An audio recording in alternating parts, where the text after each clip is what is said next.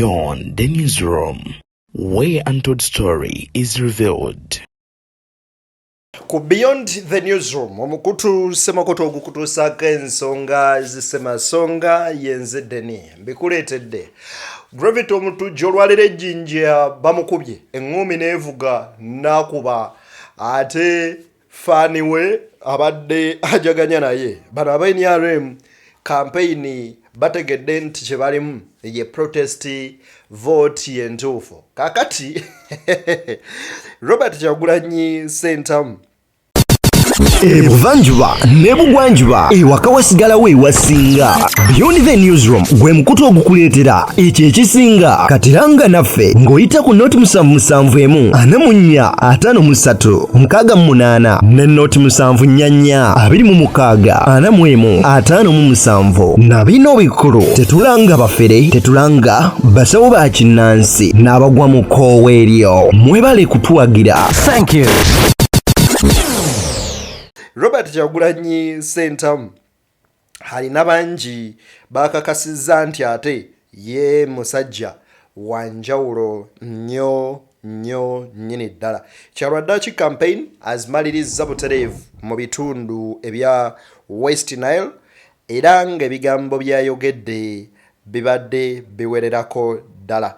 Eyagamba Kyagulanyi nti tajja Koboko talina wagenda talinayo buwagizi n'ebigambo ebirala bingi banywanyi we twogerera ngakaaba gakomba kubanga akasajja kamuyiyemu dda guli M0 nina bingi byenkutegekedde ne musajja wammwe Mansiyansi Impuuga aliko byagambye biki byayogedde kyotalina kukola kwe kusubwa ate nze ndiwo kubanga byonna mwana tu mbikuleetera. BTN Media Beyond the newsroom nze Deni yakutuusaako ensonga zonna. Njagala okusaba n'obwombeefu obw'ekika ekya waggulu munywanyi video sooka ogimpere like bw'ogiwa like ejja kudduka emisinde mingi etuuke ku buli sekinoomu asobola okuba ng'agifuna ate era mu ngeri y'emu njagala okusaba munnange otwegatteko mu butongole nga subscribe to the channel tubeere nga ate tutambulira kumu awo wennyini.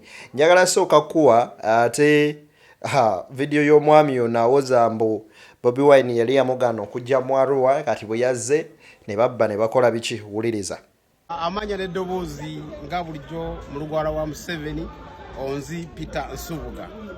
Njagala okutegeeza Bobi Wine twali tugambye nti togenda Arua naye olwaliro abantu bakaaba buli we mwayise mwabbye ebintu by'abantu temwabalekedde kantu era abalugwala banyiivu nnyo abo abazze okulaba abadde bazze kulaba engeri gy'oyimbamu naye si kulaba nga pulezidenti wa ggwanga agenda okuddako nolwekyo abalugwala banyiivu nnyo madripu manvupi aleki Bobi Wine maca aliddikako Bobi Wine ogwaguma faki woro ogwa famaraca ogwa faruo teregwasi anti muliki oguvuke aguma fawororo lugwala leki Bobi Wine mazi alonoko Bobi Wine bazi chopping pepi president runa alonyo ba woro leki president yoru kakuta 7 lakini ambamba as president yoru kakuta 7 nivini kongoloko opposition murdia aloniyo our family merezusi ndi wano iganga era bwenva omulugwala wa Museveni agamba mbu Bobi Wine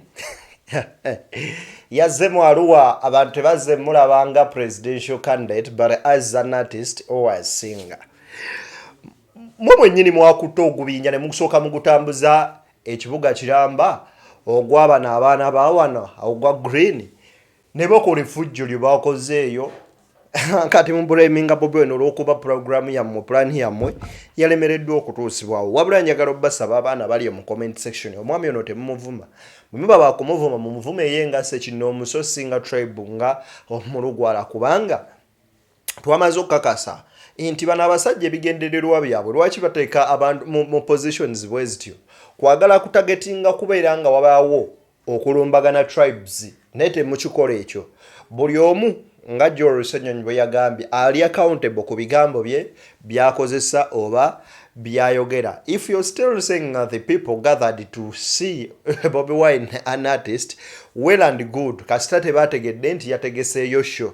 Njagala otubuulire ku bonna n'alien yabaddeeyo wammwe nenga bamutegesa omupiira ne bano bajje no bamu abagundi aba ghetto structure babadde n'abantu bameka ne Bobi Wine yabadde n'abantu bameka. Anyway, ebyo katubibalekere ate gwe mulimu omutuufu omutendeke ate gwe basigaza okolola banone yayogedde bino gamuwedde dda.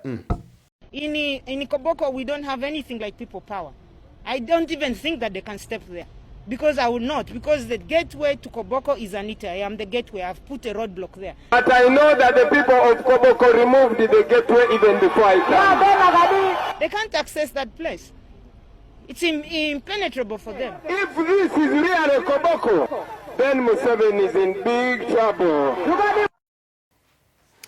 Diero bweba ye Koboko kitegeeza Museveni ali mu buzibu. Ono omusajja agenza abakuba nno yatandikira ku Nabbanja ngawoza abaana b'omukanywena Kyagulanyi ali kwija hano kandi bwakwija emukale emuka temuvaayo esimanya balala mwegalire mu nju zammwe temufuluma. Kobo ewe wacha wewe Kyagulanyi olwayingira kakomero bwati bino ebyasimanyanga mwana we mukambu wa Kyagulanyi wagaluka hanu mwikale muka A1 bagamba teritula waka bamaliriza okukuŋŋaana ate Nabbanja avayo atugamba Kyagulanyi teyasanze bantu bwe yazze ku kisaawe we nabadde ntadde ennyonyi yange abantu badde bazze kulaba nnyonyi so Kyagulanyi n'ayagala okwekwasasa kwabo. Kati bano betulaba oguninyoko. Did Robert Kyagulanyi Sentamu, accept it or not, he is a generational leader. He's the hope of every youth outside there who is yearning to see the change. Anyone who is seeking for the change, the answer is Robert Kyagulanyi Sentamu for this generation. Like it or not, ojja kukkiriza oba ogaane. Wamma kankweka video kano Gravity Omutujju bye bamukoledde eyo nno olowooza anakyagala katambika kano kanga kuzannyira okalabe.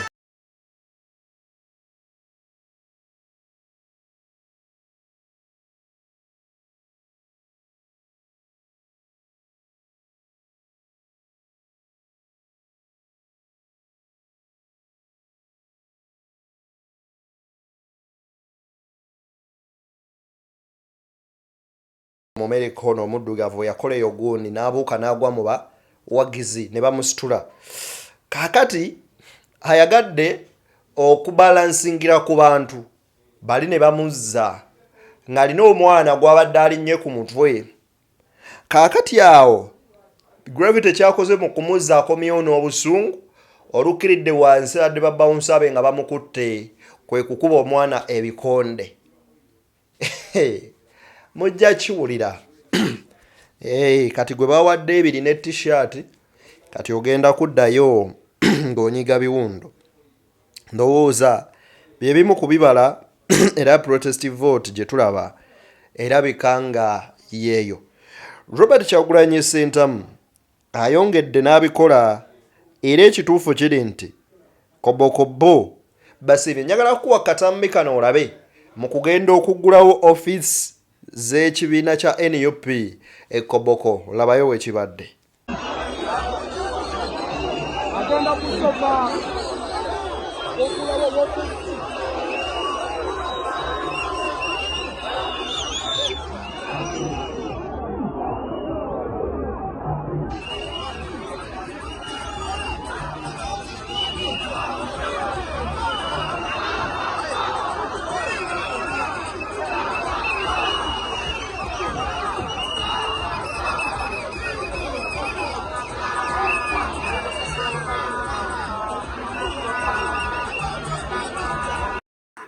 Abaana bawaze Bobi Wine namungi w'omuntu amwaniriza mu kuggulawo le office wali nga bayimba kimu people power power Bobi Kyagulanyi abaana bonna this generation. By the way, I may say that Robert Kyagulanyi Sentamu is a blessing to this generation, like it or not.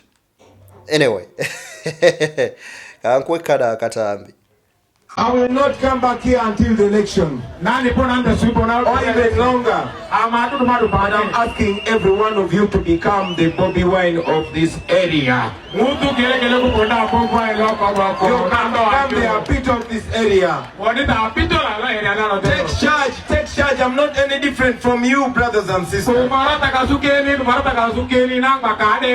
Start by sending this message silently but very quickly among all the people that you know. Start with your parents. Talk to your friends and your workmates. In the market, in the border stage and in the ghetto. Make sure people understand what we are talking about. Even when I am not here, you can do it. Nebwe mba siri wano musobola okukikola. Nzize mu Koboko. Sigenda kudda empaka ng'okulonda kuwedde. Ne wabula buli ssekinnoomu ali wano inkusaba fuuka Bobi Wine ow'ekitundu kyo. Gwe nga ggwe beera Kyagulanyi. Entandikwa y'enkyukakyuka etandikira ku ggwe. Mu kukyusa eggwanga lyattu kitandikira ku ggwe. Bwe bubaka Bobi Wine Robert Kyagulanyi Sentamu bwasoose okusiga mu bantu bawe style mu bitundu ebya Koboko. Olunaku olwaleero Larrys zitambudde bulungi. Ono nno bw'amaliriza ebyo byonna abakuutidde ebintu bingi nga muno kwe kuli okutumbula ebyenjigiriza nga mu kyo mwe muli okusasula abasomesa ensimbi ezibamala omuli okuwa abaana ebyenjigiriza ebyobwerere nga kwoteeka abaana bano okubanga bafuna ekyokulya ekidde eri olubuto nga kyokka kizimba omubiri n'obwongo. Wano nno wabasuubiriza nti ffe tetwagala kukola ntalo na balirwana abaffe. Kongo tetusaanye kubanga tulwanagana nabo wabula tusaanye kubeera nga tusuubulagana nabo. Mu kutumbula ebyenfuna byaffe twetaaga nga booda zaffe inzigule nga tusobola okubeera nga tusuubulagana ne bannaffe abakongo. Bwe tutundayo nga tugulayo kwegamba nga ebyentambula birungi tutereeze transport tusobole okuba nga tutumbula obulamu bwaffe awamu. Ewatali ekyo tuba tugenda kubeera nga eggwanga lyattu Uganda tulinnyika. Kye tulina okubeera nga tukola kwe kwenyigira mu protest vote ey'okulonda tukyuse tugyewo obumulumulu n'abalirwana tuteekewo ate borders zili open zitusobozese okusuubula tutumbule ate ebyenfuna byaffe. Kyagulanyi takomye awo. Kuno kwayongedde okwogera ku kwongeza abasawo omusaala na buli musawo kuba accountable n'okweyongera okubeera nga babasa ku nningo kubanga bafa nnyo ku mirimu gyabwe. As a matter of fact, in the new Uganda, and we shall establish moral protocols to allow cross-border trade so that our people can develop from that trade because human beings are traders.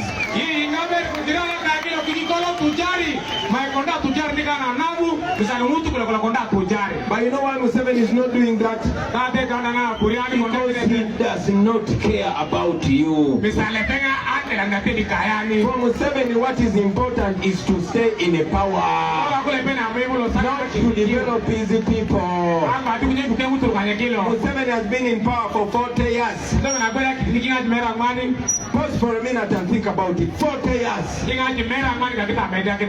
99% of you have never seen another president in your life.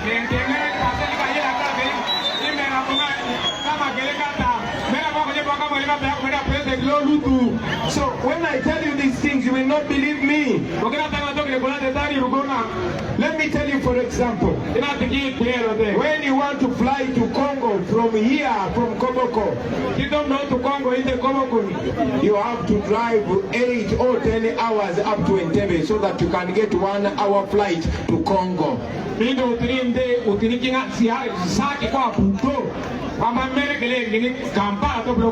After 40 years in power. After 40 years in power. 40 years in power, Museveni has not done anything, only stealing from us.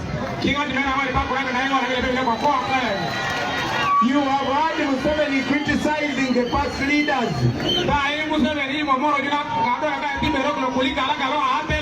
Museveni has criticized Obote and Amin. But majority of the roads that we are using were constructed by Idi Amin. Majority of the hospitals and schools today were constructed by either Obote or Idi Amin.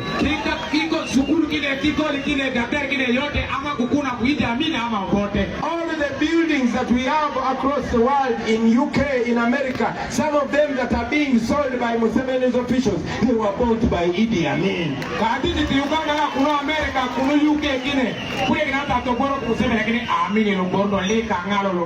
Now, Amin was in power for only 8 years.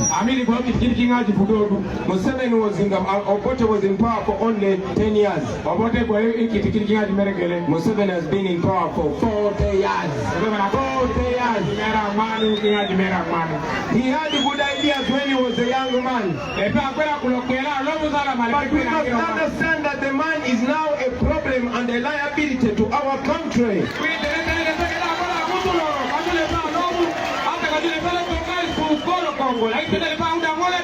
His future is already behind him. The man cannot even walk properly. The man cannot talk properly. The man cannot think properly. No wonder right now he thinks he owns everything. He even owns the Indian Ocean. Now that's the problem we have in Uganda. But we have a plan here. I've already told you that young people across the country think like you and have the same problems like you.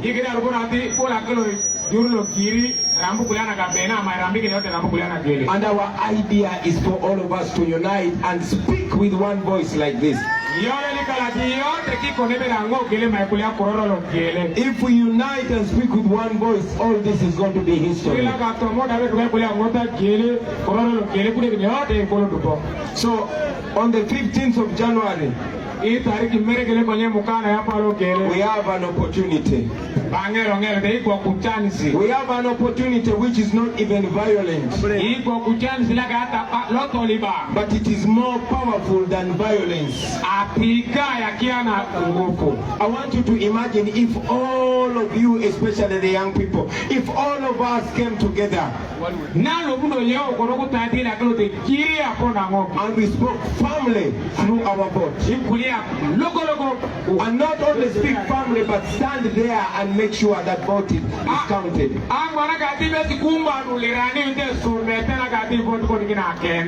Brothers and sisters, we can change this country once and for all, forever.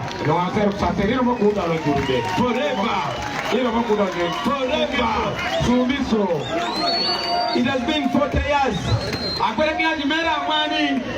The man has stolen away all our young and productive years. He took away the time for our grandparents. He took away the time for our parents. Now he has taken away our time. I am older than majority of you. But I was only 4 years when Museveni took over Uganda. 4 years. Now I'm almost becoming a grandfather. Now look at these young people here. If we don't change now, be sure that your child will come after 20 years teaching her age or his age the same things I'm speaking now.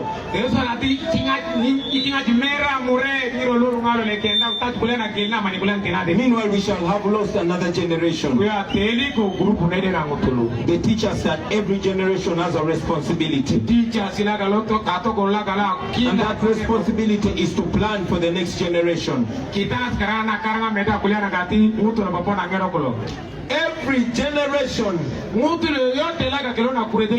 discover its mission and decide whether to betray that mission or to fulfill that mission. The young people of Koboko, you see this thing I'm holding in my hand? This is our mission. This is our tribe. This is our religion. This is our responsibility.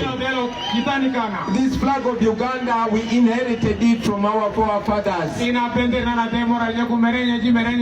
we were chasing away the white colonialists, our grandfathers came together from different parts of Uganda.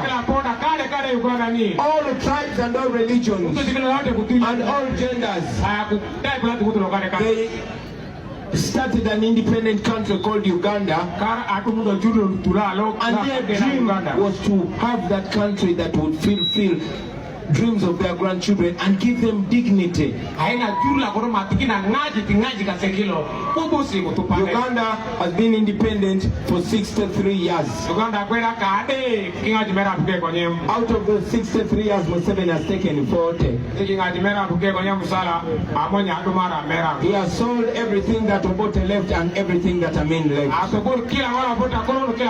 He has destroyed all the industries. He has elevated the foreigners and the citizens have become slaves. And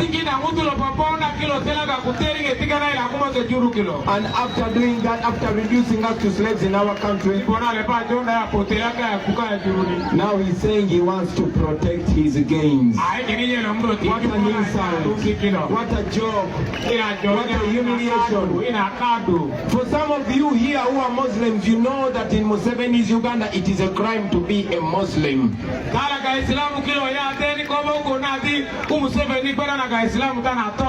When you go to CMI, when you go to all those torture chambers, you will find 99 of them are Muslims.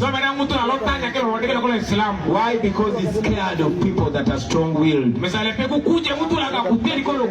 I am telling you this not so that you can support me, but so that you can open your eyes. I'm telling you this so that you can understand that not only you are suffering, but the Baganda are suffering, the Basoga are suffering, the Banyankole are suffering, the Karamajonga are suffering, all Ugandans are suffering, and we must come together and free ourselves.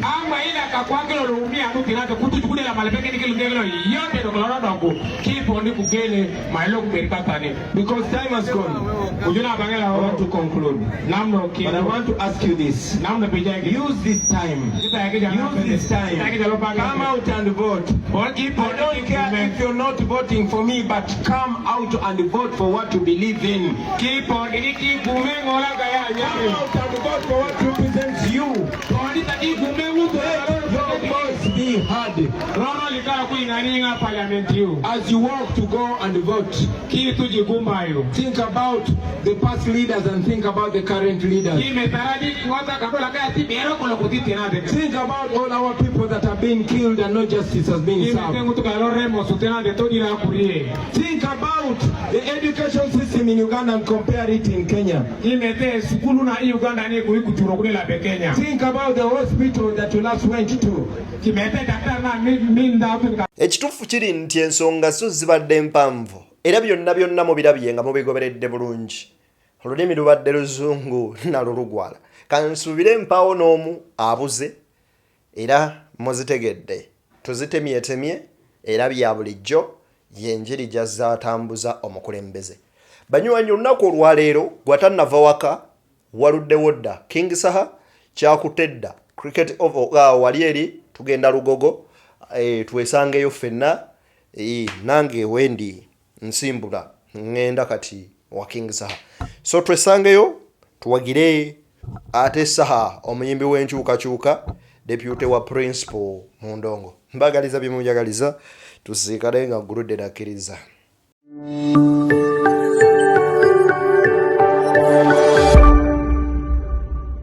Beyond the newsroom, where untold story is revealed.